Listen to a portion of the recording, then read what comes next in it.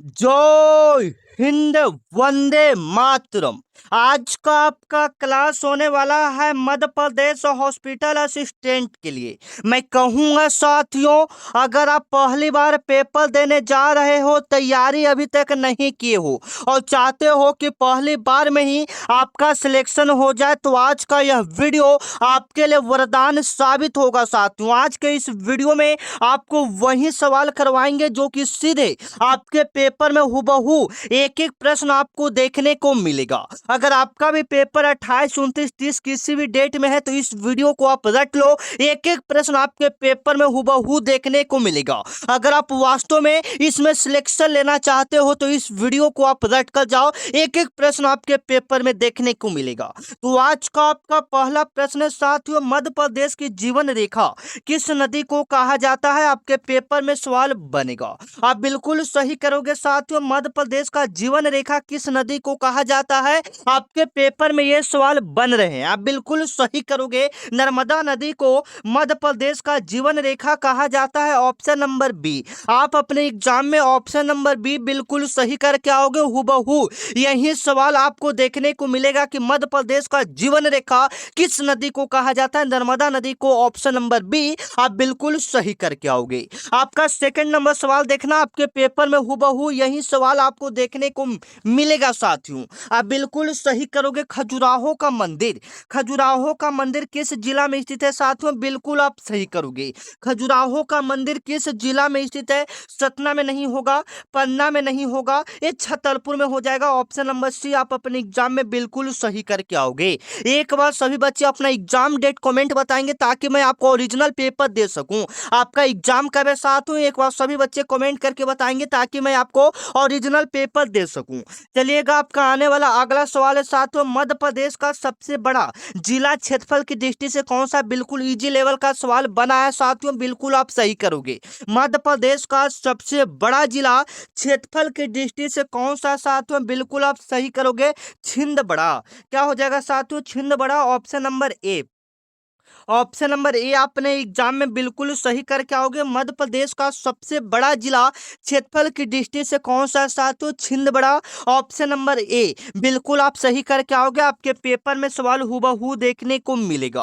आपका आने वाला अगला सवाल है साथियों, भारत का लौह पुरुष किसे कहा जाता है? आपके पेपर में सवाल बनेगा, बताओगे। अगर आपको पता है तो कमेंट में जवाब दोगे। ये सवाल आपके पेपर में हुबहू देखने को मिलेगा। आपको पता है कि भारत का लौह पुरुष किसे कहा जाता है? सरदार वल्लभ भाई पटेल को। Option number C. Option number C यहाँ पर बिल्कुल करेक्टेड करोगे। आपके पेपर में ये सवाल आपको देखने को मिलेगा। मैं तो कहूंगा कि इस वीडियो को आप रट लो। अगर आप वास्तव में सिलेक्शन लेना चाहते हैं, तैयारी नहीं किए, इस वीडियो को आप अपने एग्जाम में देखकर चले जाओ। और जो बच्चा चैनल को सब्सक्राइब नहीं किया, अगर आपका भी एग्जाम डेट, अगला एग्जाम डेट है, किसी और डेट में आपका एग्जाम है, तो आप चैनल को सब्सक्राइब कर लो। बिल्कुल वहीं पर प्रश्न देंगे आपको जो आपके पेपर में हुबहू देखने को मिलेगा। तो सभी बच्चे चैनल को एक बार फटाफट सब्सक्राइब कर लेंगे। आपका आने वाला अगला सवाल है साथियों, बिल्कुल अच्छे से कवर करोगे। विश्व पर्यावरण दिवस कब मनाया जाता है? आपके पेपर में सवाल बनेगा। विश्व पर्यावरण दिवस कब मनाया जाता है साथियों? 5 जून को। विश्व पर्यावरण दिवस कब मनाया जाता है? 5 जून। आप बिल्कुल सही करोगे। आपके पेपर में यह सवाल आएगा। विश्व पर्यावरण दिवस कब मनाया जाता है? 5 जून को विश्व पर्यावरण दिवस मनाया जाता है। आप याद रखना, आपके पेपर में सवाल बनेंगे। यहाँ पर आपको एक्स्ट्रा सवाल बता देते हैं साथियों, जो कि आपके पेपर में देखने को मिलेगा। एक्स्ट्रा सवाल की बात करें साथियों, तो यहाँ पर सवाल बन सकते हैं जैसे में विश्व एड्स दिवस कब मनाए जाते हैं। ठीक है, आपके पेपर में सवाल बनेंगे विश्व एड्स दिवस कब मनाए जाते हैं? बिल्कुल आप सही करोगे। 1 दिसंबर को। 1 दिसंबर को विश्व एड्स दिवस मनाते हैं, जो कि आपके पेपर में यह सवाल हुबहू आपको देखने को मिलेगा साथियों। ठीक है, चलिए आपका 6 नंबर सवाल देखना, आपके पेपर में आएगा। सांची का स्तूप, सांची का जो स्तूप है उसे किसने बनवाया था? आपके पेपर में सवाल बनेगा। आप बिल्कुल सही करोगे। सांची का जो स्तूप है साथियों, वो किसने बनाया था? अशोक ने बनाया था। Option number B. किसने बनाया था? अशोक ने बनाया था। ऑप्शन नंबर बी आप बिल्कुल सही करोगे। आपके पेपर में यह सवाल हुबहू आपको देखने को मिलेगा साथियों। ठीक है, चलो आपका आने वाला अगला सवाल देखना, भारत में भारत में वर्तमान में मुख्य चुनाव आयुक्त कौन है साथियों, आपके पेपर में सवाल डालेगा। आप बिल्कुल सही करोगे साथियों, आपके पेपर में सवाल आएगा वर्तमान में भारत के मुख्य चुनाव आयुक्त कौन है साथियों, Rajiv Kumar, option number A. Option number A बिल्कुल सही करेंगे, राजीव कुमार। भारत के मुख्य चुनाव आयुक्त कौन है वर्तमान में, Rajiv Kumar, option number A. आप बिल्कुल सही करना, आपके पेपर में सवाल बनेगा। चलो, आपका आने वाला अगला सवाल है साथियों, विटामिन डी का मुख्य स्रोत क्या है। आप बिल्कुल सही करोगे, विटामिन डी का मुख्य स्रोत क्या होता है साथियों, सूर्य का प्रकाश होता है। ऑप्शन नंबर सी बिल्कुल सही करोगे, विटामिन डी का मुख्य स्रोत क्या है साथियों, सूर्य का प्रकाश। यहाँ से सवाल करना चाह रहे हैं कि विटामिन डी कहाँ से प्राप्त किया जाता है, सूर्य के प्रकाश से विटामिन डी प्राप्त किया जाता है। आप याद रखना, आपके पेपर में यह सवाल आपको हुबहू देखने को मिलेगा। चलना, जालियांवाला बाग हत्याकांड कहाँ हुआ था, कब हुआ था। ये सवाल आपके मध्य प्रदेश हॉस्पिटल असिस्टेंट में कई बार पूछा जा चुका है, आप इस सवाल को अच्छे से रट लोगे।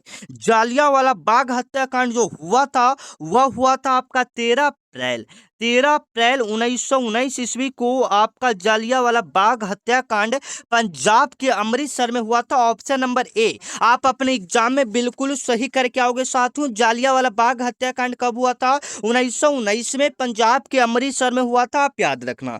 10 नंबर आपका सवाल है साथियों, ओजोन परत हमें किससे बचाती है। ओजोन परत हमें किससे बचाती है साथियों, तो आप याद रखोगे परावैंगनिक किरणें से, यानी अल्ट्रा वायलेट किरणें से। Option number B, option number B आप बिल्कुल सही करोगे साथियों, आपके पेपर में सवाल फंसेगा। यही सवाल आपको देखने को मिलेगा कि ओजोन परत जो होता है हमें किससे बचाता है, बिल्कुल सही करोगे, अल्ट्रा वायलेट किरण यानी परावैंगनिक किरण से हमें बचाता है साथियों, आप याद रखोगे। आपका 11 नंबर सवाल देखना, जो कि आपके पेपर में हुबहू छपने वाला सवाल है। भारत की प्रथम महिला प्रधानमंत्री कौन थी साथियों, बिल्कुल सिंपल लेवल का सवाल आपके पेपर में बनेगा। आप बिल्कुल सही करोगे, भारत की पहली महिला प्रधानमंत्री श्रीमती इंदिरा गांधी थी। Option number C, option number C आप बिल्कुल सही करोगे। अगर यहाँ पर सवाल का जवाब देना है साथियों तो दे सकते हो। यहाँ पर आपका अगले एग्जाम डेट में पूछेगा भारत का प्रथम महिला राष्ट्रपति कौन था, आप बिल्कुल सही करोगे, प्रतिभा पाटिल। कौन थे साथियों, प्रतिभा पाटिल, आप याद रखोगे। आपका आने वाला अगला सवाल देखना, जय जवान जय किसान का नारा किसने दिया था, आपके पेपर में सवाल डालेगा। जय जवान जय किसान का नारा किसने दिया था साथियों, बिल्कुल आप सही करोगे। जय जवान जय किसान का नारा आपका लाल बहादुर शास्त्री ने दिया था। ऑप्शन नंबर ए, जय जवान जय किसान का नारा किसने दिया था, लाल बहादुर शास्त्री ने। ऑप्शन नंबर ए आप बिल्कुल सही करोगे, ठीक है साथियों, याद रखना। चलो, आपका आने वाला अगला सवाल देखना, कंप्यूटर का मस्तिष्क, कंप्यूटर का ब्रेन या कंप्यूटर का मस्तिष्क किसे कहा जाता है साथियों, बिल्कुल आप सही करोगे। सीपीयू को कहा जाता है, किसे कहा जाता है, सीपीयू को कहा जाता है सेंट्रल प्रोसेसिंग यूनिट। कंप्यूटर का मस्तिष्क किसे कहा जाता है, सीपीयू का, जिसका पूरा नाम होता है सेंट्रल प्रोसेसिंग यूनिट होता है, आप याद रखना, ठीक है साथियों। चलिए, ये आप याद कर लोगे, आपके पेपर में सवाल देखने को मिलेगा। यहाँ पर और भी बहुत सारे फुल फॉर्म है जो आपके पेपर में बनेंगे। जैसे मान लो कि आपका अगला एग्जाम डेट है तो उसमें बनेगा रैम। रैम का पूरा नाम क्या होता है, रैंडम एक्सेस मेमोरी होता है, आप याद रखोगे। रैम का पूरा नाम क्या होता है, रैंडम एक्सेस मेमोरी होता है साथियों, आप याद रखना। चलिएगा, आपका आने वाला अगला सवाल, सौर मंडल का सबसे छोटा ग्रह कौन सा साथियों, बिल्कुल इजी लेवल का सवाल है, आप लोग जवाब दोगे कमेंट में। सौर मंडल का सबसे छोटा ग्रह कौन सा हो जाएगा, मरकरी हो जाएगा। कौन सा हो जाएगा साथियों, मरकरी हो जाएगा, जिसको हम लोग बुध बोलेंगे, जिसको हम लोग क्या बोलेंगे, बुध बोलेंगे, आप याद रखना। Option number A, option number A आप बिल्कुल सही करना, आपके पेपर में सवाल बनेगा। सौर मंडल का सबसे छोटा ग्रह कौन सा हो जाएगा, बुध हो जाएगा, ठीक है साथियों, आप याद रखना। अगर हम आपसे पूछे कि सबसे बड़ा ग्रह, तो कमेंट में बताओगे सबसे बड़ा ग्रह कौन सा और आपका एग्जाम डेट कब है साथियों, ताकि मैं उस दिन आपका वीडियो बनाऊं, आपके प्रश्न सारे पेपर में लड़े, ठीक है। चलिएगा, 15 नंबर आपका सवाल है साथियों, राज्यसभा के सदस्यों का कार्यकाल कितने वर्षों का होता है। राज्यसभा के सदस्य जो होता है उसका कार्यकाल कितने वर्षों का होता है, आप बिल्कुल सही करोगे साथियों, 6 वर्षों का। Option number C, option number C बिल्कुल सही करोगे। राज्यसभा के सदस्य जो होता है उसका कार्यकाल 6 वर्षों का होता है। अगर यहाँ पर आपका एक्स्ट्रा सवाल आपके पेपर में बने तो आप पूछ सकता है कि लोकसभा का कितना कार्यकाल होता है। आप याद कर लेना, लोकसभा का जो सदस्य रहेगा उसका कार्यकाल 5 वर्षों का होगा। उसका कार्यकाल कितने वर्षों का होगा साथियों? 5 वर्षों का, याद रखना। ठीक है, चलो। गीत गोविंद के रचयिता कौन है? आपके पेपर में सवाल डालेगा। आप याद रखना, गीत गोविंद के रचयिता आपके हो जाएंगे जयदेव, ऑप्शन नंबर बी। गीत गोविंद का रचयिता कौन है? Jaidev, option number B. आप याद रखना, आपके पेपर में यह सवाल आपको हुबहू देखने को मिलेगा साथियों। ठीक है, याद रखना। चलिए, आपका आने वाला अगला सवाल देखना, भोपाल गैस त्रासदी। भोपाल गैस त्रासदी किस वर्ष हुआ था साथियों? आप याद रखना, भोपाल गैस त्रासदी किस वर्ष हुआ था साथियों? आप याद रखना, 1984 में। भोपाल गैस त्रासदी कब हुआ था? 1984 में, आप याद रखेंगे। इसमें जो रिसाव हुआ था, जो गैस रिसाव हुआ था, उसका नाम था मिथाइल आइसोसाइनेट। इसमें जो गैस रिसाव हुआ था उसका नाम क्या था साथियों? Methyl isocyanate. आप याद रखोगे। आपके पेपर में अगर टॉप लेवल का सवाल बनेगा तो ये पूछ सकता है कि भोपाल गैस त्रासदी में किस गैस का रिसाव हुआ था। तो MIC शॉर्ट में ऐसे, अगर शॉर्ट में देगा तो MIC देगा, जिसका पूरा नाम मिथाइल आइसोसाइनेट होता है। चलिएगा, आपका बिल्कुल सिंपल लेवल का सवाल है, भारत का राष्ट्रीय फूल क्या है साथियों? आप लोग जवाब इसका कमेंट में दोगे। ठीक है, चलिए। लोकसभा का नेता कौन होता है? आपके पेपर में सवाल डालेगा कि लोकसभा का नेता कौन होता है। आपको बिल्कुल सही करना है साथियों, लोकसभा का नेता कौन होता है। आप बिल्कुल सही करोगे। लोकसभा का नेता प्रधानमंत्री होता है, ऑप्शन नंबर बी। लोकसभा का नेता कौन होता है? प्रधानमंत्री, ऑप्शन नंबर बी। आप बिल्कुल सही करके आओगे। 20 नंबर आपका सवाल है साथियों, मानव शरीर में कुल कितनी हड्डियां होती है? मानव शरीर में कुल कितनी हड्डियां होती है साथियों? आप याद रखेंगे 206। मानव शरीर में कुल कितनी हड्डियां होती है? 206, option number B. Option number B बिल्कुल आप याद रखेंगे, आपके पेपर में सवाल बनेगा। आपका आने वाला अगला सवाल, इंटरनेट का आविष्कार किसने किया? इंटरनेट का आविष्कार किसने किया साथियों? आप याद रखोगे, बिंट सर्फ ने, option number A. Option number A आप याद रखना, इंटरनेट का आविष्कार किसने किया था? बिंट सर्फ ने। ऑप्शन नंबर ए आप बिल्कुल सही करोगे, इंटरनेट का आविष्कार किसने किया था? विंड सर्फ ने। आपके पेपर में सवाल यह फंसेगा साथियों, आप याद रखना। चलिएगा, सफेद हाथियों का देश किसे कहा जाता है? आपके पेपर में सवाल बनेगा, सफेद हाथियों का देश किसे कहा जाता है साथियों? आप याद रखोगी, सफेद हाथियों का देश थाईलैंड को कहा जाता है। किसे कहा जाता है? थाईलैंड को सफेद हाथियों का देश कहा जाता है। आप याद रखना, सफेद हाथियों का देश किसे कहा जाता है? थाईलैंड को, option number B. Option number B आप बिल्कुल सही करोगे मेरे भाई, आप याद रखना, आपके पेपर में सवाल बनेगा। ठीक है, सफेद हाथियों का देश किसे कहा जाता है? थाईलैंड को कहा जाता है। चलिएगा, प्रथम विश्व युद्ध कब शुरू हुआ था? आपके पेपर में सवाल बनेगा। आप याद रखोगे, जो प्रथम विश्व युद्ध शुरू हुआ था साथियों, वह शुरू हुआ था 1914 में। प्रथम विश्व युद्ध कब शुरू हुआ था? 1914 में। कब तक चला था? तो 1914 से 1918 तक चला था। 1914 से कब तक चला था? 1918 तक, आप याद रखोगे। दूसरा जो चला था साथियों, दूसरा जो चला था 1939 से 1945 तक चला था। कब तक चला था? 1939 से 1945 तक चला था। आप याद रखना, आपके पेपर में सवाल बनेगा। ठीक है, चलो। मध्य प्रदेश का राजकीय पक्षी कौन सा साथियों? बिल्कुल इजी लेवल का सवाल है, आपका जवाब कमेंट में आना चाहिए। चलिएगा, 25 नंबर का आपका सवाल है साथियों, भाखड़ा नागल बांध। भाखड़ा नागल बांध किस नदी पर है? आपके पेपर में सवाल डालेगा। आप बिल्कुल याद रखना, भाखड़ा नागल जो बांध है साथियों, वो सतलुज नदी पर है। किस नदी पर है? सतलुज नदी पर है, option number A. Option number A आप क्या करोगे? बिल्कुल सही करोगे।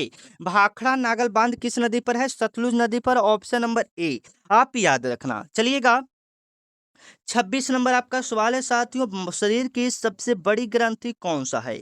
शरीर की सबसे बड़ी ग्रंथि कौन सा? यकृत है, जिसको हम लोग लीवर बोलते हैं, ऑप्शन नंबर ए। शरीर की सबसे बड़ी ग्रंथि कौन सा? यकृत, जिसको हम लोग लीवर भी बोलते हैं। ठीक है मेरे भाई, याद रखना, आपके पेपर में सवाल बनेगा। चलिए, चलो, भारत का संविधान कब लागू हुआ? भारत का संविधान कब लागू हुआ साथियों? आप याद रखना, भारत का संविधान जो लागू हुआ था आपका, वो हुआ था 26 जनवरी 1950 ईस्वी को। कब लागू हुआ था? 26 जनवरी 1950 ईस्वी को भारत का संविधान लागू हुआ था। आप याद रखना, आपके पेपर में सवाल बनेगा, हुबहू आपको यही सवाल देखने को मिलेगा। ठीक है, चलिए। ये आपका हो चुका है। अगला सवाल देखना, अगला सवाल क्या है साथियों, बिल्कुल अच्छे से हम लोग कवर कर लेंगे, टेंशन नहीं लीजिएगा, ठीक है। चलिए, आपका आने वाला अगला सवाल है, कामायनी पुस्तक के लेखक कौन है। कामायनी पुस्तक के लेखक कौन है साथियों, बिल्कुल आप सही करोगे, बिल्कुल आप सही करोगे, जयशंकर प्रसाद। कामायनी पुस्तक के लेखक कौन है, जयशंकर प्रसाद, ऑप्शन नंबर ए। कामायनी पुस्तक के लेखक कौन है, Jaishankar Prasad, option number A, बिल्कुल आप सही करोगे, ठीक है। चलो, प्रकाश का गति सर्वाधिक किसमें होता है। प्रकाश का गति सर्वाधिक किसमें होता है साथियों, बिल्कुल आप सही करोगे, निर्वात में। प्रकाश का गति सर्वाधिक किसमें होता है, निर्वात में। आप याद रखना, आपके पेपर में यह सवाल बनेगा, मतलब प्रकाश सबसे ज्यादा कहाँ चल सकता है, तो निर्वात में, जहां पर हवा ये सब नहीं रहता है, ठीक है। चलिए, भारतीय सेना का सर्वोच्च कमांडर कौन होता है, ये पेपर में सवाल डलेगा। आप याद रखना, राष्ट्रपति होता है। भारतीय सर्वोच्च सेना का कमांडर कौन होता है, राष्ट्रपति, ठीक है साथियों। आइए, अब हम लोग हिंदी की ओर चलते हैं, जो आपके पेपर में सवाल देखने को मिलेगा। आकाश का विलोम शब्द है, आपको बताना है साथियों, आकाश का विलोम शब्द होगा। आकाश का विलोम शब्द कौन सा है, यहाँ पर आप बताओगे। आकाश का विलोम शब्द यहाँ पर हो जाएगा, आपको सभी को पता है, पताल। ऑप्शन नंबर ए आप बिल्कुल अपने एग्जाम में बिल्कुल सही करके आओगे, ठीक है। चलिए, जवाब देते चलोगे, जो सवाल आपको आए साथियों उसका जवाब आप लोग कमेंट में देते चलोगे। रामचरितमानस किस भाषा में लिखा गया है, आप बिल्कुल सही करोगे। रामचरितमानस किस भाषा में लिखा गया है साथियों, बिल्कुल आप सही करोगे। रामचरितमानस जो है यह लिखा गया है अवधी भाषा में, option number B. Option number B बिल्कुल सही करेंगे। रामचरितमानस जो है यह अवधी भाषा में लिखा गया है, आप याद रखना, ठीक है। चलिए, हिंदी दिवस कब मनाया जाता है, बताओगे। हिंदी दिवस कब मनाया जाता है साथियों, 14 सितंबर को। हिंदी दिवस कब मनाया जाता है, 14 सितंबर को, आप याद रखना, option number A. Option number A बिल्कुल सही करोगे। हिंदी दिवस कब मनाया जाता है, 14 सितंबर को। हिंदी दिवस कब मनाया जाता है, 14 सितंबर, आप याद रखना, ठीक है। चलिए, ईमानदार में कौन सा विशेषण है, आप याद रखोगे, ईमानदार में कौन सा विशेषण है, संख्यावाचक होगा कि गुणवाचक। तो वहां पर गुण की बता रहा है कि वो आदमी ईमानदार है, तो गुणवाचक। ऑप्शन नंबर बी आप बिल्कुल क्या करोगे, बिल्कुल सही करोगे, तभी आप ये सवाल आपके पेपर में आएगा, ठीक है। चलिए, अग्नि का तद्भव रूप क्या होगा, मतलब संस्कृत के बिगड़े हुए रूप को तद्भव कहते हैं, तो अग्नि का तद्भव क्या हो जाएगा, आग हो जाएगा। क्या हो जाएगा, आग हो जाएगा, ऑप्शन नंबर ए। अग्नि का तद्भव क्या हो जाएगा, आग, आप याद रखना, आपके पेपर में सवाल बनेगा, ठीक है साथियों। चलो, नील कमल में कौन सा समास, बताओगे। नील कमल में कौन सा समास है साथियों, तो इसके कर्म को धारण किए हुए, तो एक कर्मधारय समास हो जाएगा, ठीक है। Option number B. चलिए, आंख का तारा मुहावरे का सही अर्थ क्या है, आंख का तारा मुहावरे का सही अर्थ है बहुत प्यारा। क्या हो जाएगा, बहुत प्यारा, option number A. Option number A बिल्कुल सही करोगे, ठीक है। चलिए, प्रत्यक्ष का विलोम है, प्रत्यक्ष का उल्टा क्या होगा साथियों, बिल्कुल आप सही करोगे। प्रत्यक्ष का उल्टा क्या हो जाएगा, तो परोक्ष हो जाएगा, ऑप्शन नंबर ए। प्रत्यक्ष का उल्टा क्या हो जाएगा, परोक्ष, option number A. Option number A बिल्कुल आप सही करना, आपके पेपर में सवाल बनेगा। शुद्ध वर्तनी का चयन करें, शुद्ध वर्तनी का चयन करें साथियों, इसमें कौन सा बिल्कुल सही लिखा है, तो कवित्री, ए वाला, option number B. Option number B आप बिल्कुल सही करोगे, ठीक है। चलिए, सज्जन का सही संधि विच्छेद क्या है, सज्जन का सही संधि विच्छेद क्या है, सत्य प्लस में जन, सत्य प्लस में जन, option number A. Option number A आप याद रखोगे, सज्जन का सही संधि विच्छेद सत्य प्लस में जन। चलिए, कमल का पर्यायवाची नहीं है, बताओगे। कमल का पर्यायवाची इसमें से कौन सा नहीं है साथियों, हाँ, तो जलद। जैसे पंकज हो सकता है, नीरज हो सकता है, सरोज हो सकता है, लेकिन जलद नहीं हो सकता है, ठीक है। चलिए, गागर में सागर भरना मुहावरे का अर्थ क्या है, कम शब्दों में अधिक कहना। कम शब्दों में क्या कहना, अधिक कहना, याद रखना, ऑप्शन नंबर बी। चलिएगा, संज्ञा के कुल कितने भेद होते हैं, कमेंट में जवाब आना चाहिए। चंद्रशेखर, चंद्रशेखर में कौन सा समास है साथियों, आप याद रखोगे। चंद्रशेखर है जो, ये भगवान का एक प्रकार का नाम है, तो ये बहुब्रीहि, जब भी भगवान का नाम है बहुब्रीहि समास, option number B. Option number B आप बिल्कुल सही करोगे। कौन सा शब्द पुल्लिंग है, 45 नंबर, कौन सा शब्द पुल्लिंग है, तो पानी। इसमें जैसे में किताब स्त्रीलिंग हो जाएगा, पुस्तक स्त्रीलिंग हो जाएगा, कलम स्त्रीलिंग, पानी यहाँ पर पुल्लिंग का काम करेगा, ठीक है। चलिए, उपकार का उल्टा क्या हो जाएगा, उपकार का उल्टा आपका हो जाना चाहिए अपकार, ऑप्शन नंबर बी।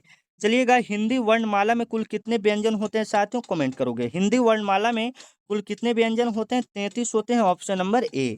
चलिएगा, सत्याग्रह का सही संधि विच्छेद क्या होगा? सत्याग्रह का सही संधि विच्छेद सत्य प्लस में आग्रह, सत्य प्लस में आग्रह। चलिएगा, बिल्कुल हम लोग फास्ट करेंगे, ज्यादा आपका समय नहीं गवाएंगे। अंबर का पर्यायवाची है, अंबर का पर्यायवाची क्या है? तो आकाश है, ठीक है, याद रखना। Option number B. वह पढ़ता है, कौन सा काल है? वह पढ़ता है कौन सा काल है साथियों? बिल्कुल आप सही करोगे। वह पढ़ता है कौन सा काल है, बताओगे? वह पढ़ता है, यह भूतकाल हो जाएगा, ठीक है। पढ़ता है, पढ़ नहीं रहा है, पढ़ता है।